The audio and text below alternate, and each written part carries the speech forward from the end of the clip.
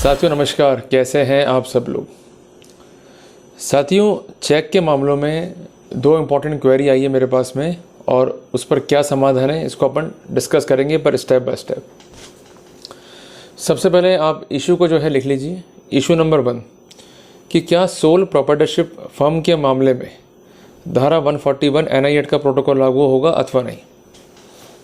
यदि हाँ तो किस प्रकार, और अगर लागू नहीं होता है तो लीगल पोजीशन क्या है, इस पर इनलाइटन कीजिए।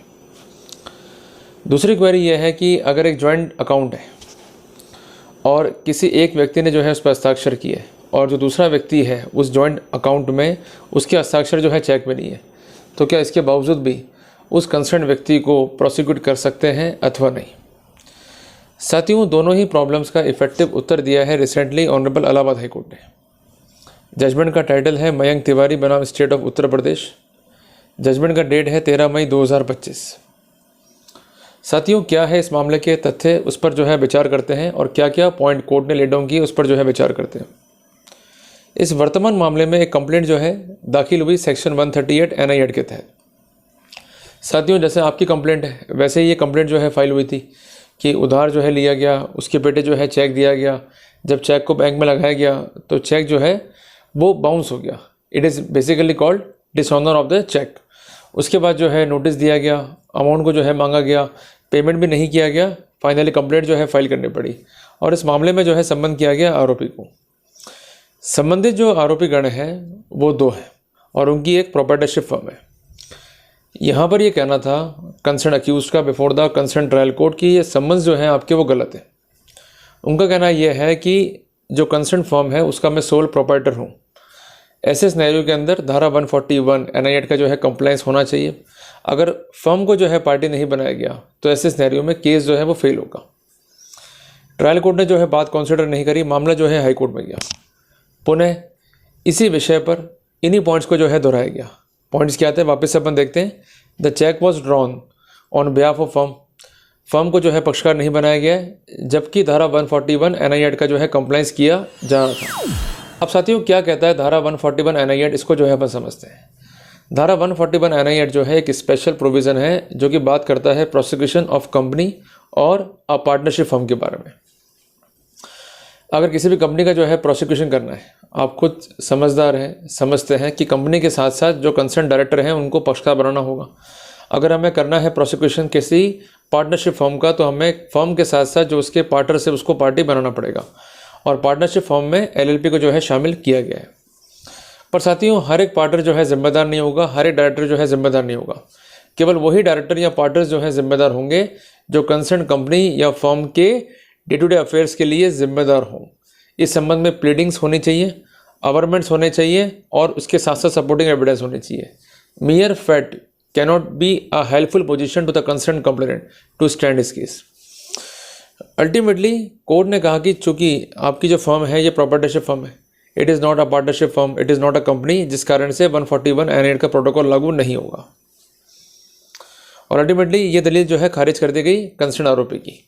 तो आप भी ध्यान रखिएगा कि अगर आपकी एक प्रोप्राइटरशिप फर्म है और आप चेक का मुकदमा लड़ रहे हैं और अल्टीमेटली आप रिलाई कर रहे हैं 141 NI एक्ट के ऊपर और शेल्टर क्लेम कर रहे हैं कि फर्म को अलग पक्षकार बनाए, हमें अलग से पक्षकार बनाए, तो आपका ये प्ली जो है अल्टीमेटली फेल हो जाएगा। हालांकि यहाँ पर एक कॉन्ट्री व्यू है honourable Punjab and Haryana high court का, पर जो रिसेंट व्यू है ये मैंने आपको जो है कन्वे कर दिया।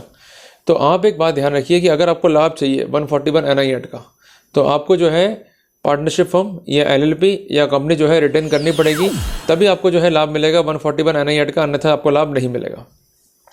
अब साथियों, लोग जो लाभ ले रहे हैं उनको क्या बेनिफिट है। आप ज़रा फ़र्ज़ कीजिए कि आपने किसी से उधार लिया और आपने अल्टीमेटली जो है किसी को चेक काट दिया और वो चेक जो है बाउंस हो गया। वो व्यक्ति आपको सम्मन करवाएगा, अल्टीमेटली आप कोर्ट में हाजिर होंगे और मुकदमे को जो है लड़ रहे होंगे।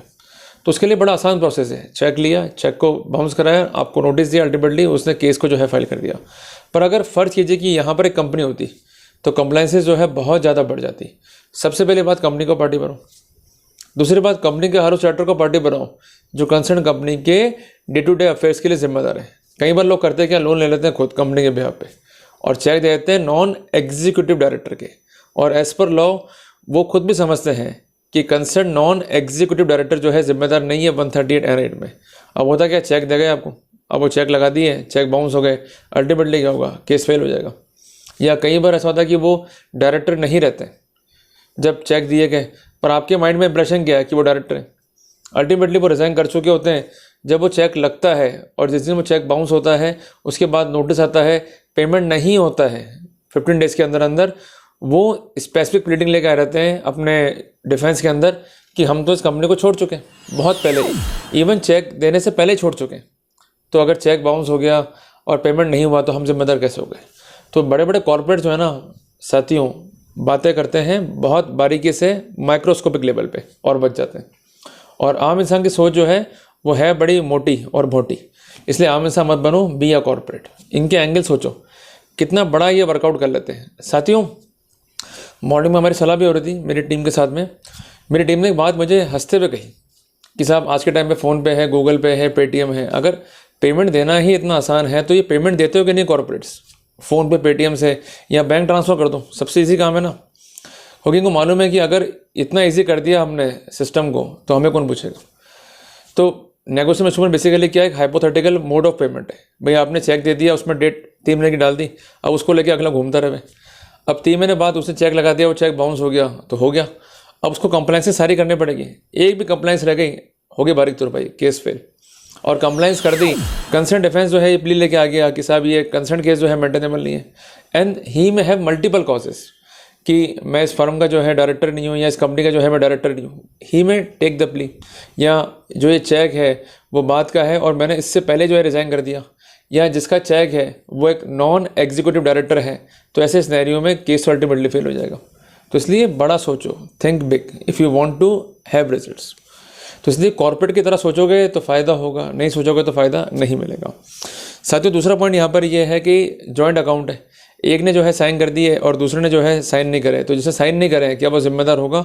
इस पॉइंट को भी जो है कंसिडर किया गया है इस केस के अंदर, और कोर्ट ने स्पेसिफिक किया है कि भले ही जॉइंट अकाउंट है, जिस व्यक्ति ने साइन किया वो जिम्मेदार होगा, जिस व्यक्ति ने साइन नहीं करा है चेक के ऊपर वो जिम्मेदार नहीं होगा।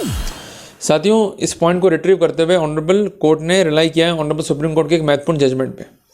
जजमेंट है AIR 2013 सुप्रीम कोर्ट पेज 3210। उसमें ये स्पेसिफिक किया गया है non signatory of cheque can not be held liable. तो साथियों, एक पॉइंट भले ही खिलाफ तय हो गया कंसर्न आरोपी के, पर दूसरा पॉइंट जो है पक्ष में तय हो गया। पर वो खिलाफ तय इसलिए हुआ है कि इन्होंने ध्यान नहीं दिया। अगर ये ध्यान शुरू से दे लेते, इस पार्टनरशिप फर्म की जगह एक कंपनी को ले आते या किसी LLP को ले आते या किसी पार्टनरशिप फर्म को ले आते तो बड़ा फ़ायदे में रहते। तो वहाँ पर ड्यू कंप्लायंसेस करने का बर्डन था परिवादी के ऊपर। एक गलती नुकसान तो कर गई, पर एक चालाकी फ़ायदा भी कितना कर गई। जॉइंट अकाउंट है, पर वो जॉइंट अकाउंट में जिसके साइन नहीं है वो जिम्मेदार नहीं है, वो तो बाहर निकल गया, क्लियर है बात ये। पर A1 को अगर बाहर निकलना था तो उसको वहाँ पर ध्यान रखना चाहिए था कि ही मस्ट हैव कंपनी और LLP और पार्टनरशिप फर्म। तो इसलिए कानून बहुत महत्वपूर्ण है, कानून फ्लेक्सिबल है, लचीला है। तो उसका जो लचीलापन है उसका बेनिफिट तभी मिलेगा जब आपको उसका नॉलेज होगा, ज्ञान होगा। अदरवाइज तो क्या है, जनसंख्या है रोज ही पैदा हो जाती है और अल्टीमेटली केसेस जो है फेस करती रहती है, और फिर बरी हो गए तो हो गए, नहीं हुए तो नहीं हुए। Do not make any approach in your life casual. You have to work out on the legal points if you really want to survive as a human being. तो मैं उम्मीद करता हूँ कि मैंने आपको इनलाइटन किया, महत्व क्या है कंपनी का, महत्व क्या है LLP का, महत्व क्या है पार्टनरशिप फर्म का as far as 141 of NI Act is concern. और इसके अलावा अगर जॉइंट अकाउंट है, एक के साइन है एक के साइन नहीं, तो उसका इम्पैक्ट क्या होगा। तो जल्दी मिलते हैं अपन एक नए टॉपिक के साथ।